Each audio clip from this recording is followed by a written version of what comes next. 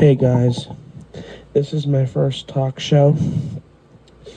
It's like morning of the day after I made my speech. Um, this is my first talk show, and I hope that it grows over time because of Charlie Kirk's passing. I'm now more into this type of stuff because I feel like that if a lot of us don't speak out, what's going to end up happening is that more and more people are going to start being killed because Charlie Kirk is not the end of it, and I don't think he will be the end of it. I think if we don't start speaking out and if we don't start rising up, just like I was talking about yesterday, if we don't rise up, things are going to happen. I feel like the Democratic Party does not want the youth to be in the Republican Party because they want to radicalize the youth. Dean Withers, Dean Withers is the guy. Like, I said the other day, I was making a video the other day, and I said that people always be dissing on Charlie Kirk for going to college campuses to debate college students, but it's 100% okay when Dean Withers does it. So now, at this point, I think we need to reevaluate our stance on this issue because a lot of people they just don't seem to actually grasp the concept of, you know, like, oh my gosh, the Democratic Party is evil. They are evil. The Democratic Party is evil, and people are still Democrat. It literally, it's like, oh my gosh. I just can't fathom.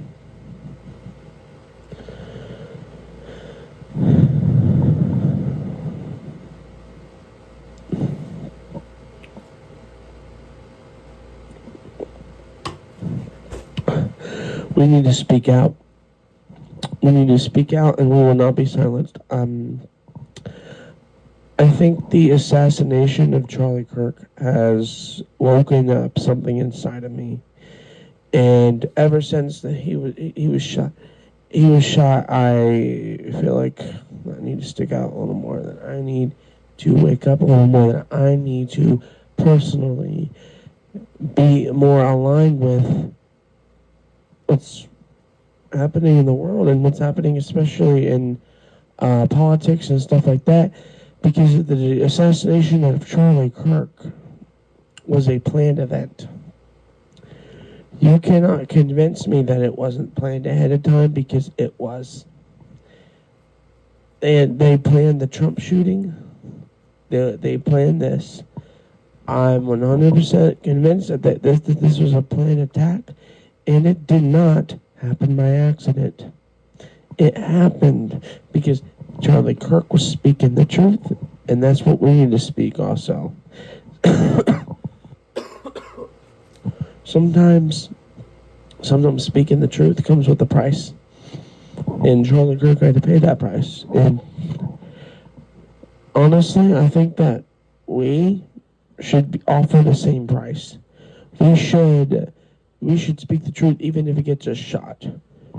And that's what I'm going to be doing. I'm speaking the truth, and I'm going to speak the truth because we won't be silenced. There will be 100 Charlie Kirks rising up in his place, and we will make sure that we will not be silenced, for one. For two, we will speak out against every tyranny and every mistreatment. Now, I don't know how long these talk shows will be because it depends what we're talking about, and it depends. But like I said, I hope I get more people. I hope I get more people in these talk shows because I really honestly think that these should be coming from the heart. Zero scripts, zero everything. These should be coming from the heart. Straight from the heart. And straight from the mind and straight from me. And I want you guys to know what I believe. the Charlie Kirk assassination was wrong, dead wrong, and physically wrong. I don't know why people celebrate his death when it affects them too. It's almost like, what the heck?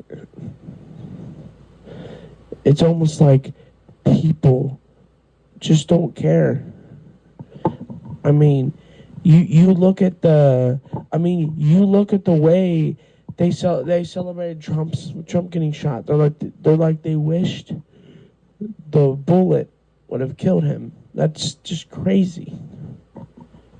What kind of human being wishes another human being will die just because you disagree with them politically, bro? That doesn't make any sense.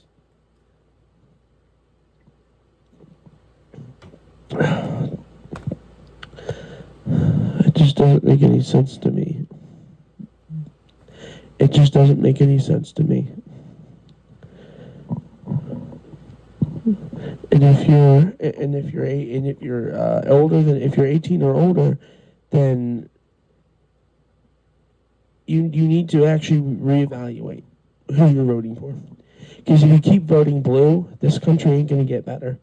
If you keep voting blue, this country is not going to get better. If you start voting red, then you'll finally see a dramatical change in this country.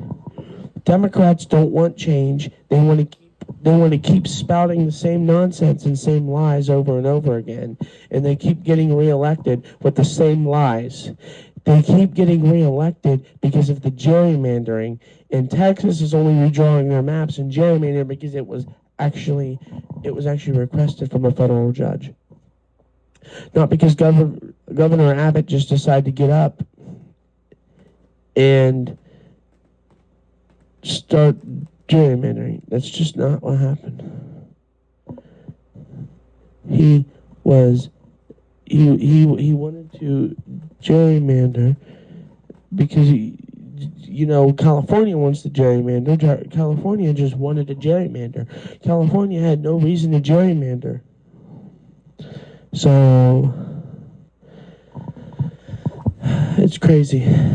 It's crazy. How on earth are you going to get mad at Texas for gerrymandering and then turn around and gerrymander? That doesn't seem like you really are preaching the message. It tells me that you just don't care. Well, we all know Gavin Newsom isn't that intelligent, so I mean it is asking him quite a bit to be logical.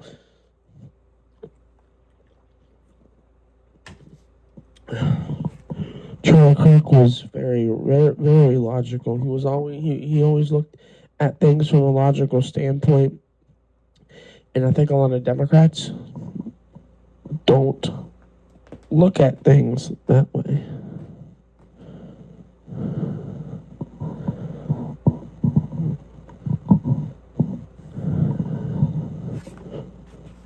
Go, you dumb cat.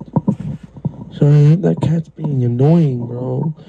Anyway, the point of this is that you have to look at things from a logical standpoint. Because if you don't, well, then you'll fall for anything. If you don't believe in nothing, you'll fall for everything. That's what we've always been saying, and it's been proving true. Democrats sway constantly.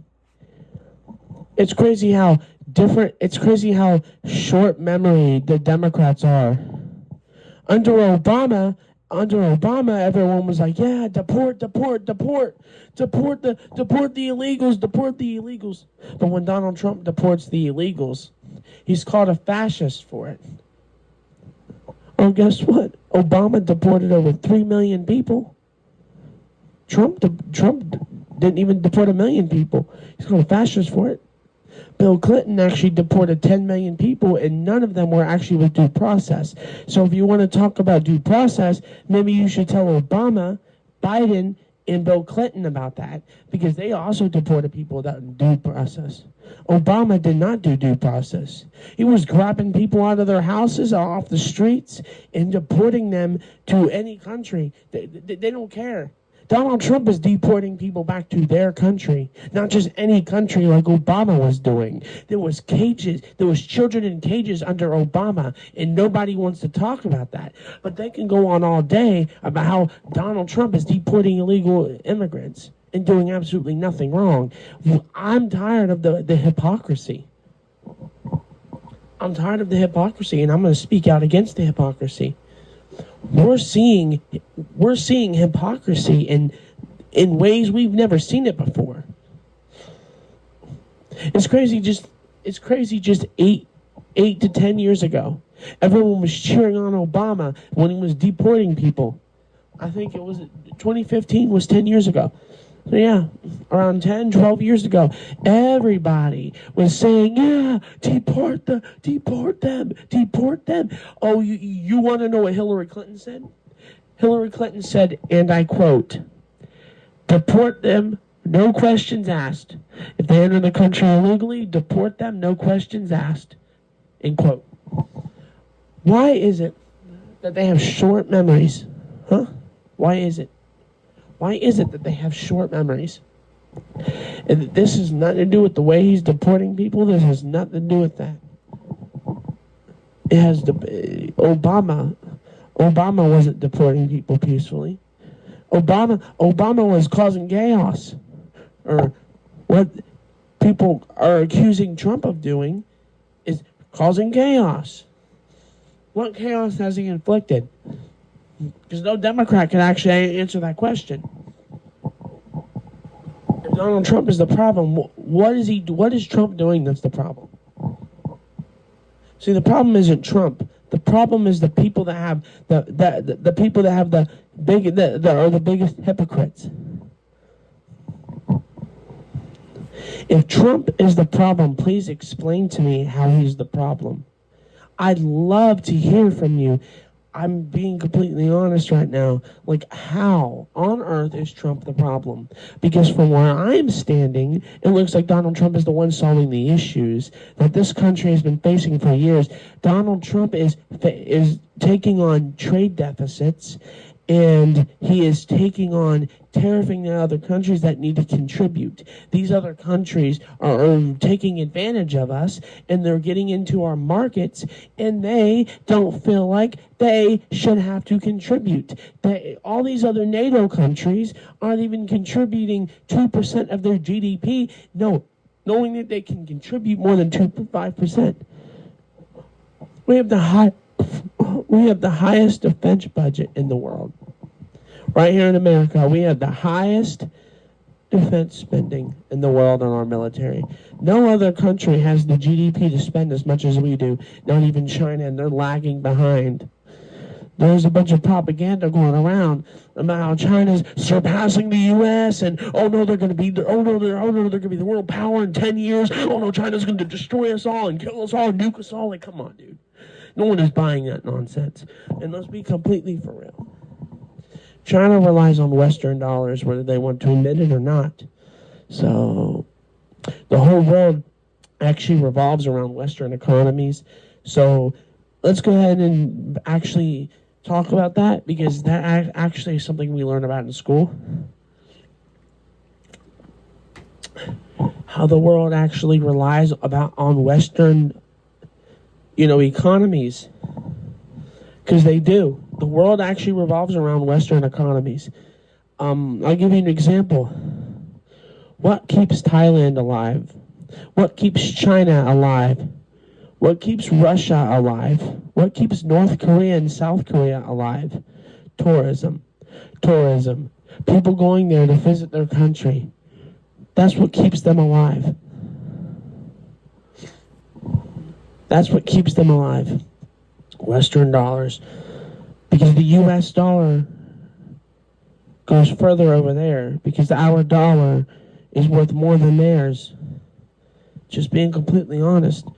The demand of the yuan is hit its 18-year low, and that's saying something. 18-year low. The world doesn't revolve around China anymore. The United States is actively right now becoming the next biggest producer. China is no longer the world factory. It's going to become the United States. Mark my words. Mark my words. That the United States is going to start becoming the world factory, not China. China relies on cheap labor. China relies on tourism to keep it alive. China cannot even afford to lose what they're doing right now, and that's exactly what's happening. China is losing right now. China is losing the trade war. I hear people all the time on Instagram like, oh no, China's winning. Name one thing China's winning.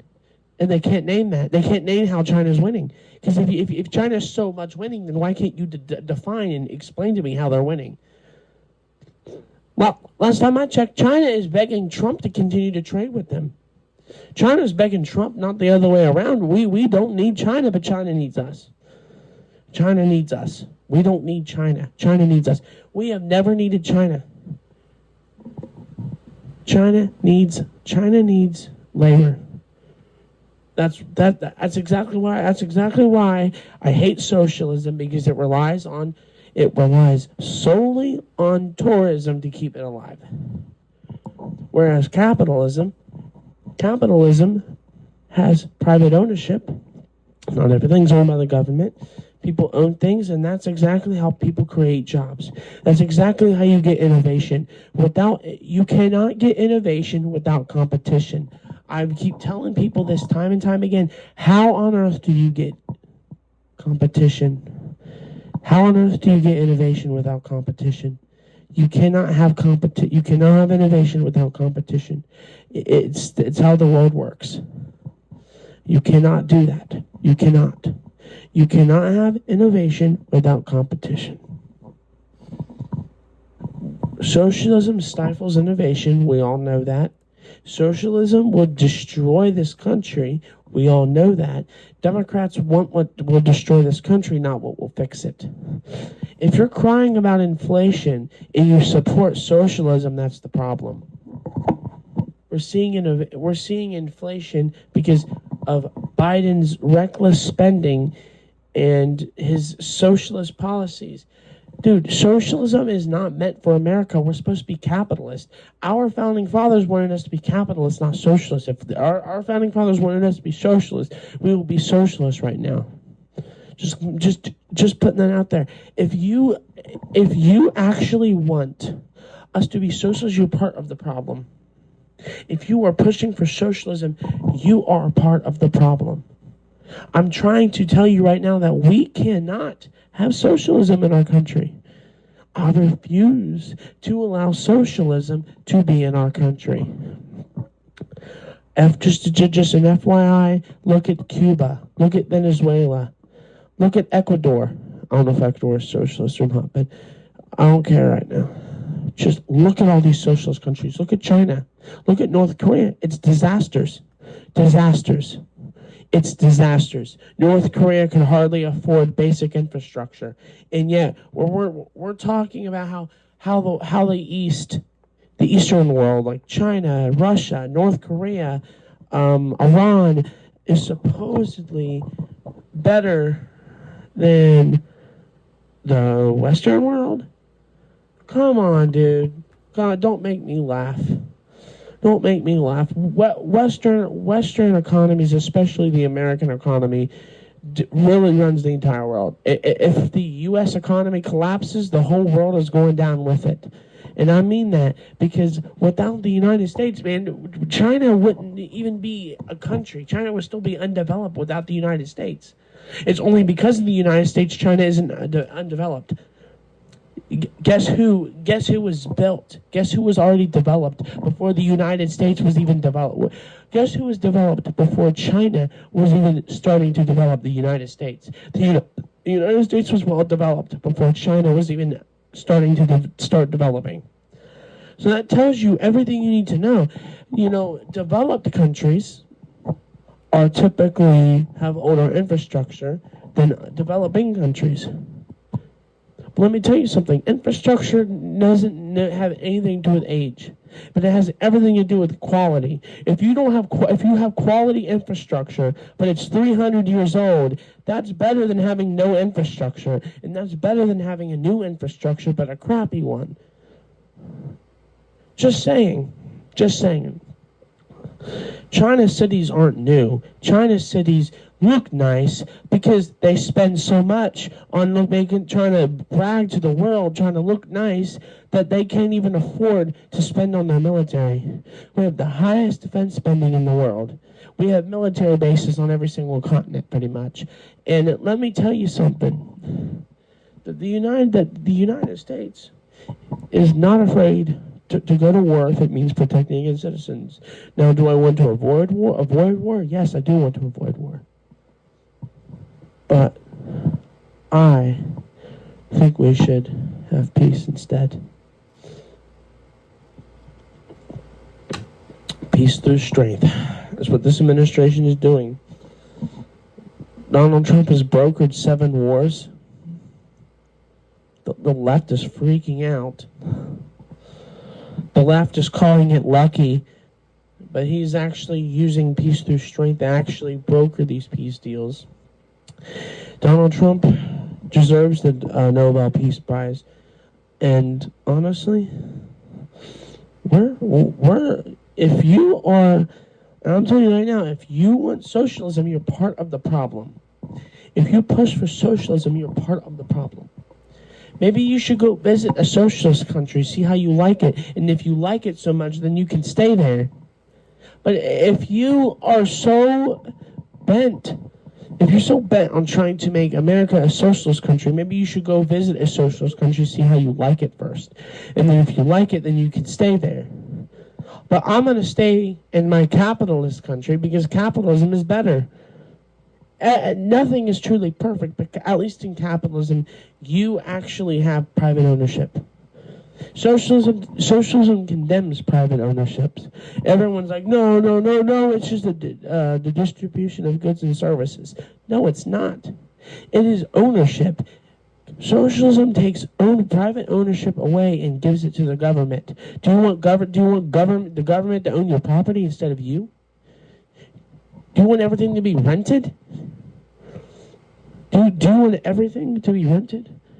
Dude, renting isn't even... Dude, we learned in financial management that renting isn't even good unless if it's for a short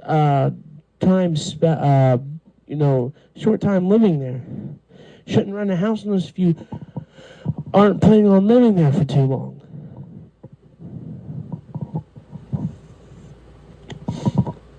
It's just crazy.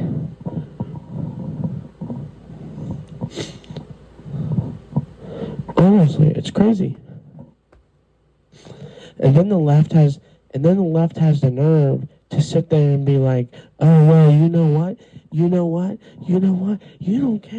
care, blah blah blah. Like honestly, if what the Republicans us Republicans are doing, and if you don't like it, and if you don't like what we have to say, that's fine. You don't have to like what we say. But I'm gonna come from a logical standpoint because I have no reason to not come from a logical standpoint. Okay? I have no reason to not come from a logical standpoint. And I'm gonna tell you one thing, that I will speak out against the Biden administration, the Biden-Harris administration. I'm going to speak out against their administration on the things that they've done. Everyone's like, oh no, their administration was so good, I miss them. You don't miss the Biden-Harris administration. You just miss having a president that is incompetent. It's crazy how even Joe Biden himself said that he's not capable for it, and Kamala Harris is running the show. That just tells you everything you need to know. So I'm going to end this first talk show. It was great.